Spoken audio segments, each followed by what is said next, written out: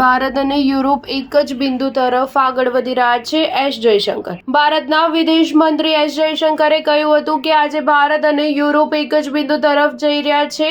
આયર્લેન્ડની મુલાકાતે અહીં આવેલા ભારતના વિદેશ મંત્રીએ તેઓના પ્રવચનમાં જણાવ્યું હતું કે તાજેતરમાં જ યુરોપિયન કમિશનના પ્રમુખ ઉર્સુલા વોન ડર બેચન સાથે 21 કમિશનરો સાથે ભારતની મુલાકાતે આવ્યા હતા અને યુરોપીય દેશો સાથેના મુક્ત વ્યાપારની ચર્ચા કરી હતી. હું આશા રાખું છું કે આયર્લેન્ડ સાથે પણ મુક્ત વ્યાપાર કરારો થઈ શકશે. તેઓએ વધુમાં કહ્યું હતું કે ભારત તેઓના સ્વાતંત્ર્ય સંગ્રામમાં આયર્લેન્ડમાં 1922ના સ્વાતંત્ર્ય સંગ્રામ અને તેના નેતા ઇમંદર વાલેરામાંથી પ્રેરણા લીધી હતી. આ સાથે ભારતમાં થિયોસોફી આંદોલનના સ્થાપક એની બિસેન્ટ અને તેઓએ આપેલા મુક્તિ સંગ્રામના પ્રદાનને પણ યાદ કરવા સાથે સિસ્ટર નિવેદિતાને પણ સંભાળ્યા હતા. પોતાની અંગત વાત કરતા એસ જયશંકરે કહ્યું હતું કે મેં આયરિશ પાદરીઓ દ્વારા સંચાલિત ચેન્નાઈ કોલેજમાં જ શિક્ષણ લીધું હતું. તેઓએ વધુમાં કહ્યું હતું, અત્યારે આયર્લેન્ડમાં 10,000 વિદ્યાર્થીઓ ભણે છે તેમ હું માનતો હતો, પરંતુ અત્યારે અહીં 13,000 વિદ્યાર્થીઓ ભણે છે.